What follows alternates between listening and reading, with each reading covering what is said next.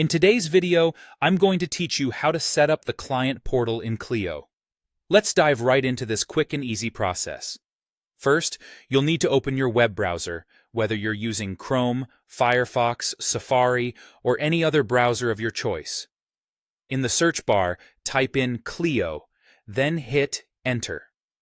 Once your search results are displayed, look for the link to Clio's official website. It should appear at the top and will include the URL clio.com.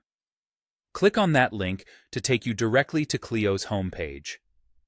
Upon arriving at Clio's homepage, you'll notice a Log In button. It's usually located at the top right corner of the page. Go ahead and click on Log In. Doing so will direct you to the login page for Clio's suite of services. Once you're there, look for Clio Manage among the options. Click on Clio Manage, which is the service we will be working within for setting up the client portal. Now that you're in Clio Manage, navigate through the interface to find the Matters section. Once found, look closely for the Communications tab and click on it. This will lead you to the communication settings within Clio Manage, which is where we can begin setting up our client portal. In the Communications tab, you'll find an option labeled New Client Portal. Click on this option to kickstart the setup process for your client. Clio's system will help by automatically adding the primary client and assigning the responsible firm members to their portal.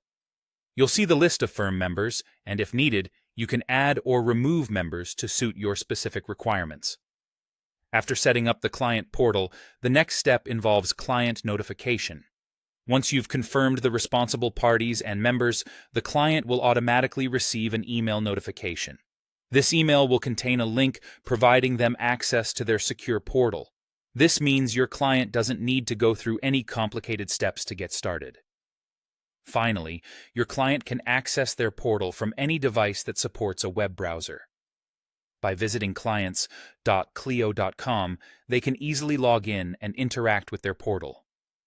It's flexible and convenient, allowing them to stay connected effortlessly.